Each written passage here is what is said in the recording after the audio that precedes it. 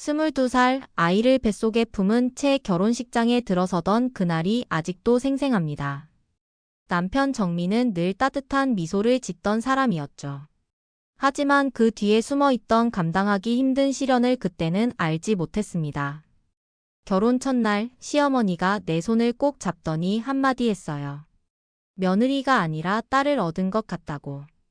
그 말이 얼마나 가시 돋친 거짓말인지 깨닫는 데는 오래 걸리지 않았습니다. 시댁은 겉으로는 화목해 보였지만 그 안에는 썩은 뿌리가 자라고 있었어요. 특히 시누이 미경은 21살이 되도록 아무것도 하지 않고 부모에게 기생하는 삶을 살고 있었죠. 시부모님은 그런 딸을 감싸기만 했습니다. 결혼 1년 후 어느 날 갑자기 시어머니가 찾아왔어요. 문 앞에 서 있는 시어머니와 미경의 모습을 보고 심장이 덜컥 내려앉았습니다. 짐가방까지 들고 있더군요. 엄마, 이게 무슨 일이에요? 정민은 당황한 표정으로 물었죠. 미경이가 취업 준비를 하는데 너희 집이 회사랑 가까워서 잠시 머물렀으면 하는데. 시어머니의 말에 미경은 고개를 숙인 채 아무 말도 하지 않았어요. 정민은 나를 바라봤고 그 눈빛에 담긴 부탁을 무시할 수 없었습니다. 결국 허락했지만 가슴 한구석이 무너져 내리는 기분이었어요. 미경은 첫날부터 자신의 색깔을 드러냈습니다. 일어나자마자 차려진 아침상 앞에서 인상을 쓰며 말했죠. 언니, 난 아침에 토스트랑 커피만 마셔. 이런 한식은 소화가 안 돼. 그날부터 시작된 미경의 갑질은 끝이 없었어요. 빨래는 따로 해달라, 주말에는 늦잠 자니 조용히 해달라, 심지어 용돈까지 요구했죠. 정민은 그런 동생을 위해 항상 변명했습니다. 미경이가 취업하면 달라질 거야. 조금만 참자. 하지만 그 조금은 영원히 끝나지 않았어요. 미경은 마지못해 취업했지만 결혼 전까지 우리 집에 살겠다고 선언했습니다. 또다시 남편과 시부모님의 강요로 받아들일 수밖에 없었어요. 그렇게 2년이란 시간 동안 미경은 우리 집에서 공짜 숙식과 용돈까지 받아갔습니다. 그리고 결혼할 때도 1,300만 원이나 챙겨갔죠. 미경의 결혼 후에도 우리의 고통은 끝나지 않았어요. 카페를 차리겠다며 2천만 원을 또 가져갔고 그렇게 우리가 미경에게 준 돈은 총 7천만 원에 달했습니다. 그때는 몰랐죠. 이것이 복수의 시작점이 될 줄은. 시아버님의 갑작스러운 죽음은 우리 가족에게 큰 충격이었습니다. 장례식장에서 미경은 누구보다 크게 울었어요. 눈물을 흘리며 아버지에 대한 그리움을 토로하는 미경의 모습을 보며 심지어 마음이 아팠죠. 하지만 곧 그 연기의 실체가 드러났습니다. 장례를 마치고 돌아온 날, 정민과 나는 시어머니를 어떻게 모실지 이야기하고 있었어요. 우리 집은 좁았지만 그래도 방 하나는 내어드릴 수 있었습니다. 그때 미경이 불쑥 끼어들었습니다. 내가 어머니를 모실게. 오빠네는 아이도 있고 바쁘잖아. 처음으로 미경이 자발적으로 나서는 모습에 감동했어요. 정민도 고마워하며 동생의 등을 토닥였습니다. 하지만 그 뒤에 숨겨진 속셈을 알았더라면 그렇게 쉽게 넘어가지 않았을 거예요. 미경은 시어머니를 자기 집에 모신 지 일주일 만에 전화를 걸어왔습니다. 생활비가 부족하다는 거였죠. 처음에는 한 달에 50만 원을 보냈어요. 얼마 지나지 않아 70만 원, 그리고 100만 원으로 금액은 계속 올라갔습니다. 어머님, 약값이 많이 들어요. 병원비도 자꾸 올라가고. 미경의 말에 정민은 의심 없이 돈을 보냈습니다. 그에게 어머니는 소중한 존재였으니까요.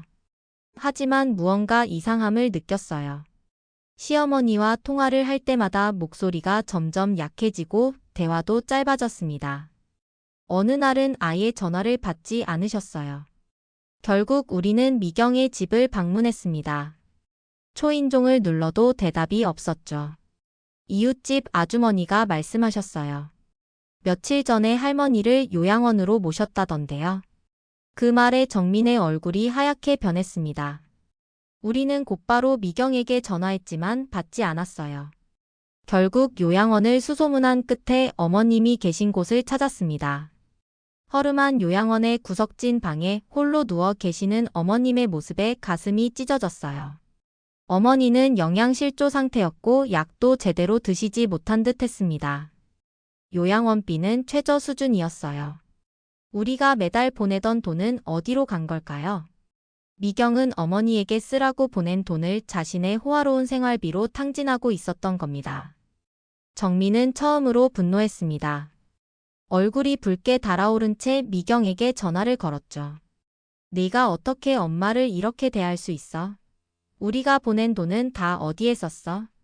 전화기 너머로 들려오는 미경의 목소리는 뻔뻔했습니다. 오빠가 뭘 안다고 그래? 엄마 돌보는 게 얼마나 힘든데. 내가 스트레스 풀 때도 필요하지. 그날 정민은 미경과 완전히 절연을 선언했습니다. 우리는 어머니를 좋은 요양원으로 모셨지만 이미 몸은 많이 약해진 상태였어요. 결국 어머니는 6개월 후 세상을 떠나셨습니다. 마지막까지 미경은 어머니의 임종자리에 나타나지 않았어요. 그저 유산분배 이야기가 나올 때만 벌떼처럼 달려왔죠. 시부모님의 재산은 집과 작은 땅 한 필지가 전부였습니다. 미경은 집과 땅 모두 자신이 가져야 한다고 우겼어요. 정민이 항상 돈을 벌었으니 이제 자신의 차례라는 황당한 논리였죠. 결국 정민은 지치고 상처받은 마음에 집은 미경에게 주고 땅만 가져가기로 했습니다. 그때만 해도 그 땅이 우리의 인생을 바꿀 줄은 아무도 몰랐죠. 집에 돌아오는 길 정민의 어깨는 축 처져 있었습니다. 시부모님의 재산 분배 문제로 미경과 다툰 후 그의 마음은 깊은 상처를 입은 듯 했어요. 손을 꼭 잡아주었지만 그의 슬픔은 쉽게 가시지 않았습니다. 집에 도착해 아이들이 반갑게 달려오자 정민의 표정이 조금 밝아졌어요. 아이들은 우리의 빛이었죠. 그날 밤 정민은 오랜만에 속마음을 털어놓았습니다. 미경이가 왜 그렇게 변했는지 모르겠어. 어릴 때는 정말 착했는데. 정민의 목소리에는 배신감과 실망이 가득했어요. 그의 기억 속 미경은 언제나 따뜻하고 순수한 여동생이었을 테니까요. 하지만 시간이 지나면서 미경은 점점 욕심과 이기심에 물들어갔습니다. 부모님의 과도한 사랑과 보호가 오히려 독이 된 셈이죠. 그렇게 몇 달이 지나고 우연히 도시개발 계획에 관한 뉴스를 보게 되었습니다. 우리가 받은 땅이 있는 지역에 대규모 임대주택 단지가 들어선다는 내용이었어요. 순간 정민과 나는 서로를 바라보았죠. 그 작은 땅이 갑자기 엄청난 가치를 지니게 될 수도 있다는 생각이 스쳐 지나갔어요. 다음 날 정민은 부동산에 들러 상황을 확인했습니다. 돌아온 그의 얼굴에는 믿기 힘든 표정이 어려 있었어요. 땅값이 5배로 뛰었대. 앞으로 더 오를 거라고 해. 우리는 처음으로 경제적 여유를 느낄 수 있게 되었습니다. 그동안 아이들 교육비와 생활비로 늘 빠듯했는데 이제는 숨통이 트이는 기분이었어요. 정민은 이 기회를 놓치지 않고 땅을 최대한 활용할 방법을 찾아보기 시작했습니다. 그러던 어느 날 갑자기 미경에게서 전화가 왔어요. 몇 년간 연락이 끊겼던 그녀였습니다. 처음에는 받지 않으려 했지만 계속되는 전화에 결국 정민이 받았죠. 오빠 그 땅 얘기 들었어. 나도 권리가 있잖아. 반은 내 몫이야.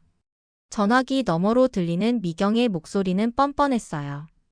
마치 자신이 우리에게 해왔던 일들은 전혀 없었다는 듯이 말하고 있었습니다. 정민의 얼굴이 순간 굳어졌어요. 네가 어머니를 어떻게 대했는지 잊었어? 우리가 보낸 돈은 어디에 썼고? 이제 와서 무슨 권리를 말하는 거야? 정민의 단호한 거절에 미경은 화를 냈습니다. 욕설과 협박까지 이어졌죠. 심지어 법적 소송도 불사하겠다고 했어요. 하지만 정민은 단 한 걸음도 물러서지 않았습니다.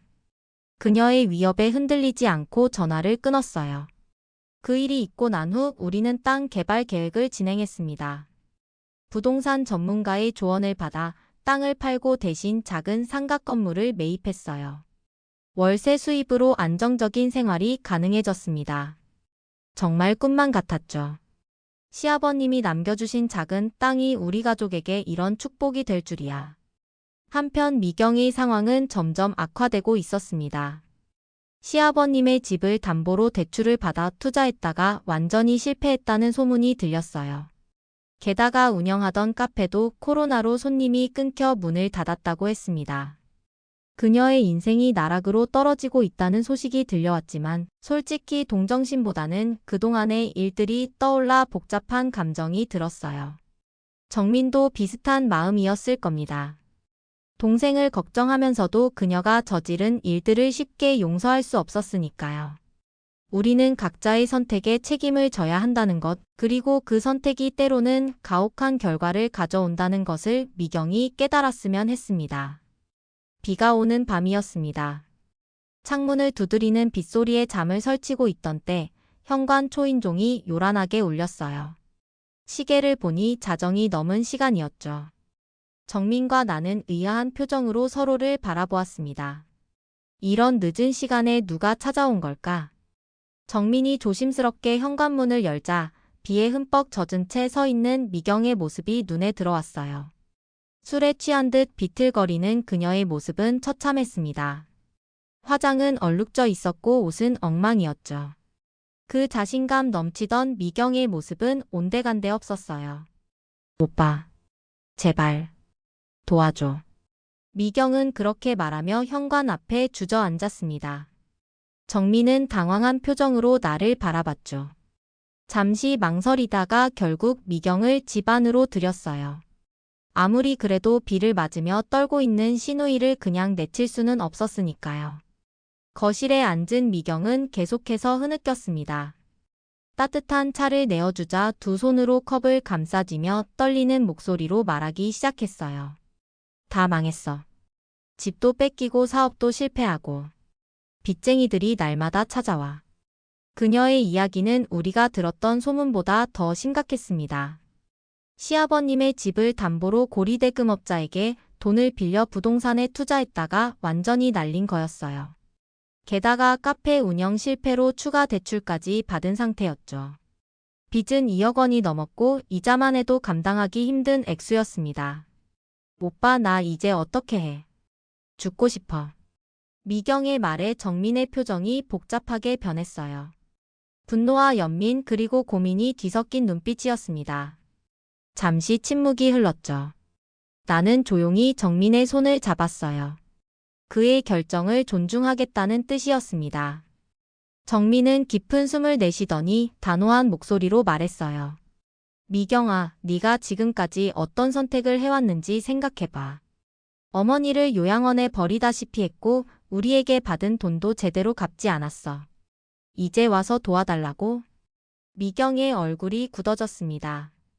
아마 이런 반응을 예상하지 못했을 거예요. 그녀는 항상 오빠가 자신을 도와줄 거라고 생각했으니까요. 하지만 이번만큼은 정민이 단호했습니다. 내 선택에 책임을 져야 해. 우리도 이만큼 오기까지 얼마나 힘들었는지 알아. 아이들 교육비에 생활비에. 우리도 빠듯해. 미경은 울음을 터뜨렸어요. 그리고 갑자기 분노로 가득 찬 목소리로 소리쳤습니다. 그래, 돈이 그렇게 중요해? 피는 물보다 진하다고 했잖아. 난 오빠 동생이야. 이럴 수 있어? 정민의 표정이 순간 일그러졌습니다. 그의 목소리에는 지금까지 참아왔던 분노가 묻어났어요. 피가 진하다고? 그럼 어머니는? 어머니한테는 그 말 안 통했어? 내가 어머니를 어떻게 대했는지 잊었어? 미경은 말문이 막힌 듯 했습니다. 잠시 침묵이 흐르더니 다시 애원하는 목소리로 바뀌었어요. 미안해. 정말 미안해. 내가 잘못했어. 제발 이번만 도와줘. 5천만 원만 빌려줘. 나중에 꼭 갚을게. 하지만 정민의 결심은 확고했습니다. 그는 고개를 저으며 말했어요. 안 돼. 이미 우리는 너에게 충분히 도움을 줬어. 이제는 스스로 해결해야 해. 미경의 애원은 계속되었지만 결국 정민은 뜻을 굽히지 않았습니다. 미경은 점점 지쳐갔고 결국 울음을 그치고 망연자실한 표정으로 앉아 있었어요. 나는 조용히 일어나 차비로 5만 원을 꺼내 그녀에게 건넸습니다. 그것이 우리가 줄 수 있는 전부였죠. 미경은 돈을 바라보다가 천천히 받아들었어요. 그녀의 눈에는 복잡한 감정이 서려 있었습니다. 자존심과 절망, 그리고 분노가 뒤섞인 눈빛이었죠. 아무 말 없이 돈을 주머니에 넣고 일어섰어요. 현관문이 닫히는 소리와 함께 거실에는 무거운 침묵만이 남았습니다. 정민은 소파에 깊이 몸을 묻은 채 한동안 아무 말도 하지 않았어요. 그의 손이 미세하게 떨리고 있었죠. 오랜 세월 동안 동생을 향해 품었던 애정과 책임감이 한순간에 무너지는 기분이었을 겁니다. 창밖으로 빗소리가 점점 거세졌어요. 비바람에 휘말려 떠나는 미경의 뒷모습을 상상하니 마음 한편이 짠해지기도 했습니다. 하지만 그것도 잠시, 지난 세월 동안 그녀가 우리에게 했던 행동들이 머릿속을 스쳐 지나갔어요. 특히 시어머니를 홀로 요양원에 방치했던 일은 도저히 용서할 수 없었습니다. 괜찮아요. 조심스럽게 정민의 어깨에 손을 얹으며 물었어요. 그는 힘없이 고개를 끄덕였습니다. 내가 너무 냉정했을까? 정민의 목소리에는 자책감이 묻어났어요. 그의 마음을 이해했습니다. 아무리 잘못을 저질렀다 해도 피부치인 동생을 외면하는 것이 쉬운 결정은 아니었을 테니까요. 당신이 내린 결정은 옳았어요. 미경 씨는 자신의 행동에 책임을 져야 해요. 그래야 진짜 변할 수 있을 거예요. 내 말에 정민은 고개를 들어 나를 바라봤어요. 그의 눈에는 감사의 마음이 담겨 있었습니다. 그날 밤 우리는 오랜만에 깊은 대화를 나눴어요. 가족의 의미와 책임, 그리고 진정한 사랑에 대해서요. 어쩌면 이런 시간이 진정한 치유의 시작일지도 모른다는 생각이 들었습니다. 다음 날 아침 눈을 떴을 때 정민은 이미 출근한 후였어요. 식탁 위에는 메모가 놓여 있었습니다. 어제 힘들었을 텐데 고마워. 오늘 저녁에 특별한 곳으로 데려갈게. 사랑해. 그날은 평소보다 햇살이 더 밝게 느껴졌어요. 아이들을 학교에 보내고 집안일을 하는 동안에도 마음이 가벼웠습니다. 오후에 정민에게서 전화가 왔어요. 오늘 저녁에 우리 부동산에서 만나자. 좋은 소식이 있어. 정민의 목소리에는 설렘이 가득했습니다. 약속 시간에 맞춰 부동산에 도착하자 정민과 부동산 중개사가 환한 미소로 맞이해 주었어요. 드디어 계약이 성사됐어요. 정민의 말에 놀라움과 기쁨이 교차했습니다. 우리가 가지고 있던 땅을 팔아 작은 상가 건물을 매입하는 계약이 완료된 거였어요. 월세 수입으로 안정적인 생활이 가능해질 전망이었죠. 그날 저녁 우리는 오랜만에 고급 레스토랑에서 식사를 했습니다. 건물 매입을 축하하는 자리였어요. 정민은 와인을 따르며 조용히 말했습니다. 앞으로는 더 행복하게 살자. 과거는 과거일 뿐이야. 잔을 부딪히는 순간 마음속 깊은 곳에서 안도감이 느껴졌어요. 어쩌면 이제야 진정한 새 출발을 할 수 있을지도 모른다는 희망이 피어났습니다. 그러나 평화로운 시간은 오래가지 못했어요. 일주일 후 정민의 회사 동료가 충격적인 소식을 전해주었습니다. 미경이 빚을 갚지 못해 불법 사채업자들에게 심하게 시달리고 있다는 내용이었어요. 심지어 몇몇 위험한 상황까지 있었다고 합니다. 정민은 그 소식을 듣고 한동안 말이 없었어요. 망설이는 그의 모습을 보며 내심 걱정이 되었죠. 설마 다시 미경을 도와주려는 건 아닐까? 하지만 정민은 예상 외의 말을 꺼냈습니다. 빚은 도와줄 수 없어. 하지만 미경이가 제대로 된 직장을 구할 수 있도록 소개는 해줄 수 있을 것 같아. 정민의 결정에 안심이 되었어요.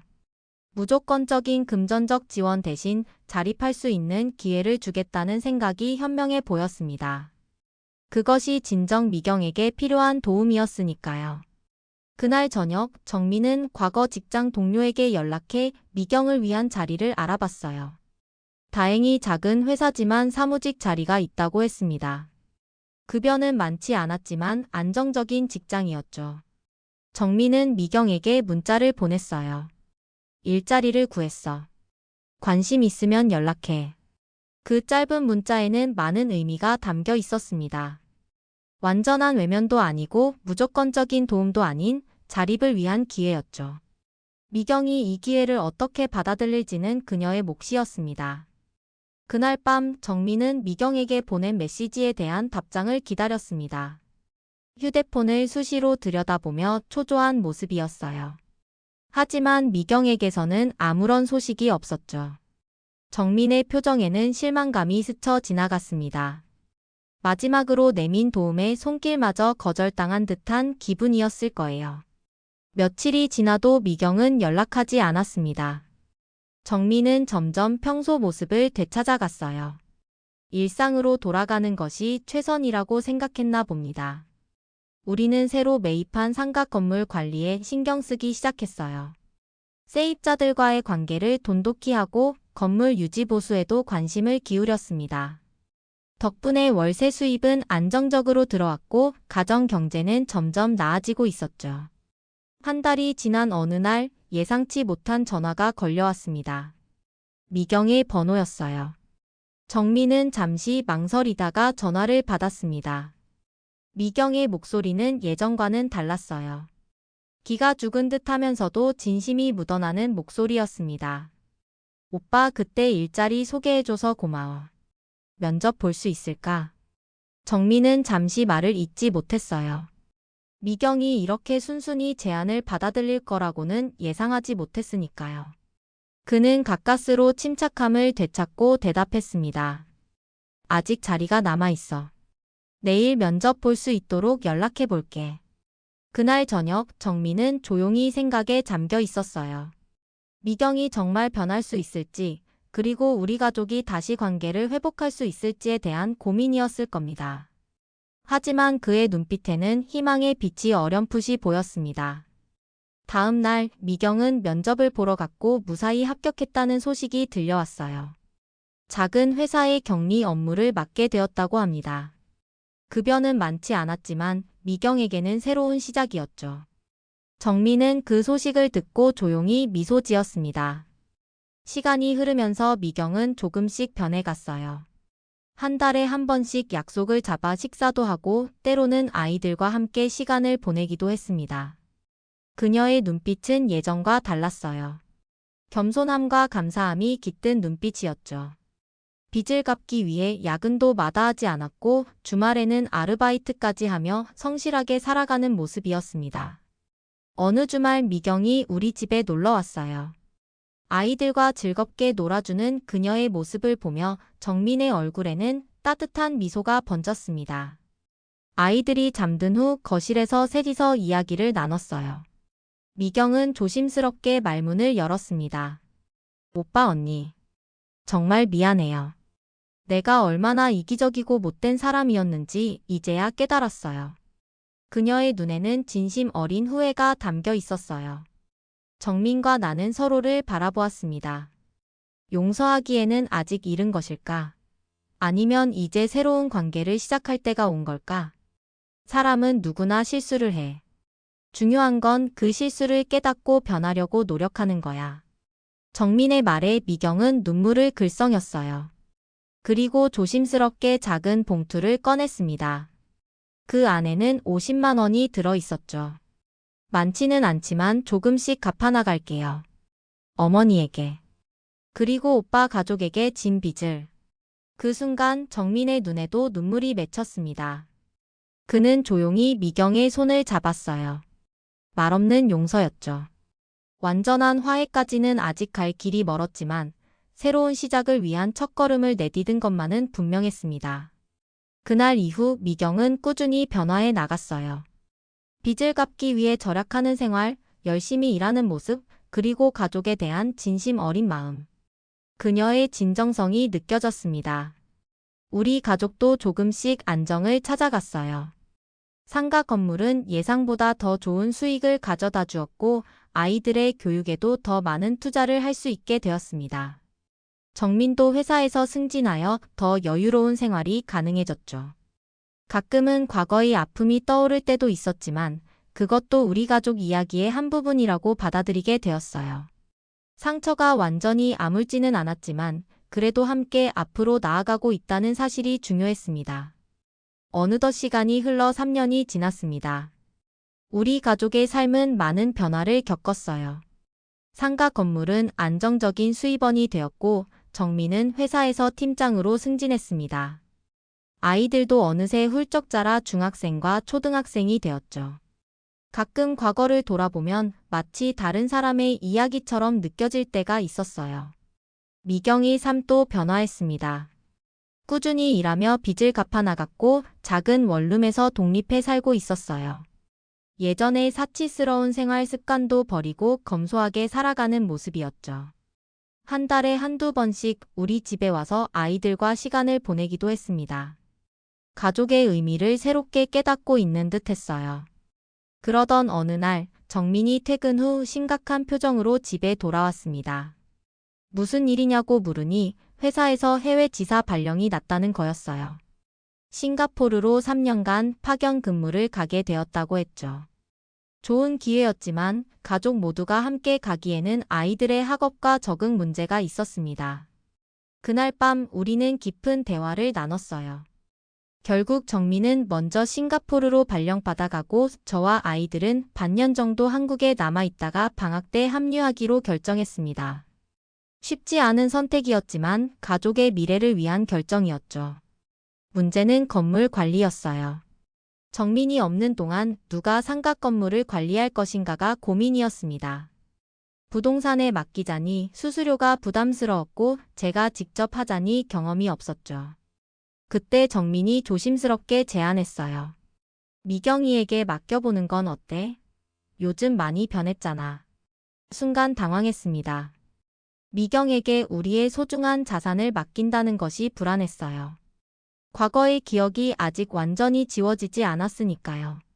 하지만 정민의 말대로 미경은 많이 변해 있었고 지난 1년간은 한 번도 우리에게 금전적인 도움을 요청한 적이 없었습니다. 고민 끝에 미경을 만나 이야기를 나눴어요. 처음에 미경은 놀란 표정이었습니다. 그리고 진지하게 말했죠. 정말 나를 그 정도로 신뢰해? 솔직히 부담스러워. 내가 잘할 수 있을지. 미경의 반응은 예상과 달랐어요. 과거의 그녀였다면 이런 기회를 얼른 잡았을 텐데 오히려 자신의 능력을 의심하며 조심스러워하는 모습이었습니다. 그 모습에서 진정한 변화를 느낄 수 있었어요. 결국 미경은 우리의 제안을 받아들였고 정민은 출발 전 한 달 동안 미경에게 건물 관리의 모든 것을 가르쳐 주었습니다. 세입자 관리부터 세금 납부, 유지보수까지 꼼꼼하게 알려주었죠. 미경은 진지하게 모든 것을 배우려 노력했어요. 정민이 싱가포르로 떠나는 날, 공항에는 우리 가족과 미경이 함께했습니다. 미경은 정민에게 진지하게 약속했어요. 걱정 마, 오빠. 내가 잘 지켜볼게. 너무 걱정하지 말고 일에만 집중해. 정민은 고마운 표정으로 동생을 바라봤습니다. 긴 시간 동안의 오해와 갈등이 마침내 해소되는 순간 같았어요. 정민이 떠난 후 미경은 약속대로 건물 관리에 최선을 다했습니다. 주말마다 건물을 점검하고 세입자들의 불만 사항을 즉시 해결해 주었어요. 심지어 세입자 중 한 명이 갑자기 이사를 가게 되었을 때는 밤늦게까지 새 임차인을 구하기 위해 노력했죠. 그녀의 책임감 있는 모습에 점점 신뢰가 쌓여갔습니다. 어느 날 건물에 큰 문제가 생겼어요. 오래된 수도관이 터져 지하 상가가 물에 잠긴 것이었죠. 미경은 즉시 수리업체를 불러 응급 조치를 취했고 피해를 입은 세입자들에게 진심 어린 사과와 함께 적절한 보상도 해주었습니다. 그녀의 신속하고 책임감 있는 대처에 세입자들도 감동했다고 해요. 미경은 이런 과정을 통해 자신감을 찾아갔습니다. 예전에는 쉽게 포기하고 남에게 의존하던 모습과는 달리 스스로 문제를 해결하려고 노력하는 모습이 보기 좋았어요. 때로는 실수도 했지만 그것을 인정하고 바로잡으려는 자세가 중요했죠. 그렇게 몇 개월이 지나고 저와 아이들도 싱가포르로 떠날 준비를 하게 되었습니다. 정신없이 짐을 싸고 있던 중 미경이 찾아왔어요. 그녀의 손에는 작은 상자가 들려 있었습니다. 언니, 이거 싱가포르 가서 쓰라고. 별거 아니지만. 상자를 열어보니 아름다운 가족 사진 액자였습니다. 우리 가족의 행복한 순간을 담은 사진과 함께 작은 메모가 들어 있었어요. 항상 감사합니다. 제게 두 번째 기회를 주셔서 행복한 싱가포르 생활 되세요. 한국에서는 제가 모든 걸 잘 지킬게요. 순간 가슴이 뭉클해졌습니다. 미경의 진심이 느껴졌어요. 그 순간 깨달았죠. 사람은 정말 변할 수 있다는 것을. 과거의 상처와 미움을 뒤로하고 새로운 관계를 시작할 수 있다는 것을. 싱가포르에서의 생활은 예상보다 더 좋았습니다. 정민의 회사는 가족 친화적인 환경을 제공했고 아이들도 국제학교에 잘 적응해 나갔어요. 처음에는 언어 때문에 힘들어했지만 곧 새로운 친구들을 사귀며 즐겁게 지냈죠. 저도 현지 한인 커뮤니티에서 활동하며 새로운 경험을 쌓았습니다. 한국에 있는 미경과는 주기적으로 연락을 주고받았어요. 건물 관리에 관한 보고뿐만 아니라 일상적인 대화도 나눴습니다. 가끔은 영상통화로 얼굴을 보며 이야기를 나누기도 했죠. 미경의 얼굴에는 점점 자신감이 차오르는 것이 느껴졌어요. 첫 1년이 지날 무렵 미경에게서 놀라운 소식이 전해왔습니다. 우리의 상가 건물 옆에 작은 카페를 열었다는 거였어요. 건물 관리를 하면서 틈틈이 바리스타 자격증을 취득했고 작은 대출을 받아 꿈을 이루었다고 했죠. 이번에는 과거와 달리 철저한 사업 계획을 세우고 현실적인 목표로 시작했다고 합니다. 정민과 나는 진심으로 축하해 주었어요. 미경이 발전하는 모습을 보는 것은 우리에게도 큰 기쁨이었습니다. 정민은 특히 동생의 변화에 감동했어요. 가끔은 자신이 동생에게 너무 냉정하게 대했던 것은 아닌지 후회하기도 했지만 그 결정이 결국 미경이 스스로 일어설 수 있는 계기가 되었다고 생각했죠. 미경의 카페는 작지만 입소문을 타고 인기를 얻어갔습니다. 그녀는 수익의 일부를 모아 과거 우리에게 진 빚을 조금씩 갚아나갔어요. 비록 금액은 크지 않았지만 그 진정성이 중요했습니다. 또한 지역 고아원에 매달 기부도 시작했다고 해요. 스스로 어려움을 겪어봤기에 도움이 필요한 이들의 마음을 이해한다며 작게나마 나눔을 실천하고 싶다고 했죠. 싱가포르에서의 3년이 거의 끝나갈 무렵 정민에게 한국 본사로 복귀하라는 소식이 전해졌습니다. 아이들도 한국의 학교로 돌아갈 준비를 해야 했죠. 그동안 적응한 싱가포르 생활을 뒤로하고 다시 한국으로 돌아간다는 것이 조금은 아쉬웠지만 고향으로 돌아간다는 생각에 설렘도 있었어요. 한국에 도착한 날 공항에는 미경이 환한 미소로 우리를 맞이해 주었습니다. 그녀의 손에는 아이들을 위한 작은 선물과 함께 환영 플래카드가 들려 있었어요. 감격스러운 재회였습니다. 집으로 돌아와 보니 모든 것이 깨끗하게 정돈되어 있었어요. 미경이 우리가 오기 전에 미리 청소를 해놓은 것이었죠.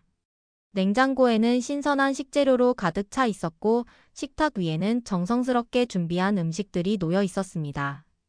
그녀의 세심한 배려에 감동했어요. 다음 날 미경은 우리를 그녀의 카페로 초대했습니다. 두 번째 기회라는 의미심장한 이름의 카페였어요. 아늑하고 따뜻한 분위기가 미경의 성격을 닮아 있었죠. 벽면에는 가족 사진들과 함께 감사의 글이 적혀 있었습니다. 그 중에는 우리 가족 사진도 있었어요. 이곳은 내게 두 번째 기회를 준 사람들에게 바치는 공간이에요. 모든 것을 잃었을 때 진정한 가치를 깨달았죠. 미경의 말에 정민의 눈시울이 붉어졌습니다. 수년간의 오해와 갈등을 넘어 새로운 관계로 거듭난 형제애를 느끼는 순간이었어요. 그날 저녁 집으로 돌아오는 길에 정민이 조용히 말했습니다. 가족이란 건 참 이상해. 때로는 가장 큰 상처를 주기도 하지만 결국 가장 큰 위로가 되기도 하는 것 같아. 그의 말에 고개를 끄덕였어요. 우리 가족의 이야기는 상처와 용서 그리고 성장의 여정이었습니다. 시련을 통해 더 단단해지고 서로를 더 깊이 이해하게 된 여정이었죠. 지금 우리 가족은 과거의 아픔을 모두 치유하고 행복하게 살아가고 있습니다. 상가 건물은 안정적인 수입원이 되었고 정민은 회사에서 인정받으며 일하고 있어요. 아이들도 건강하게 자라고 있죠. 미경은 자신의 카페를 성공적으로 운영하며 제 인생의 주인공으로 당당히 서 있습니다. 가끔 과거를 돌아볼 때면 모든 일이 필연적이었다는 생각이 들어요. 미경이 그런 시련을 겪지 않았다면 지금의 성숙한 모습으로 성장하지 못했을지도 모릅니다. 정민과 나 역시 마찬가지고요. 어려운 시간을 통해 가족의 진정한 의미를 깨달았으니까요. 인생은 선택의 연속이라고 합니다. 그리고 그 선택에 따른 책임을 져야 하죠. 미경은 자신의 선택에 책임지는 법을 배웠고, 우리도 가족으로서의 책임과 사랑의 의미를 다시 한번 되새기게 되었습니다. 결국 진정한 복수는 미워하는 것이 아니라 더 나은 사람으로 성장하는 것이었나 봅니다. 이제 우리 앞에는 새로운 내일이 펼쳐져 있어요. 과거의 상처는 추억으로 남겨두고 함께 더 밝은 미래를 향해 나아가려 합니다. 결국 시간이 모든 것을 치유한다는 말이 맞았던 것 같아요. 그리고 그 치유의 과정에서 우리는 모두 더 강하고 지혜로워졌습니다. 이것이 우리 가족의 진짜 행복의 비결이 아닐까 생각합니다.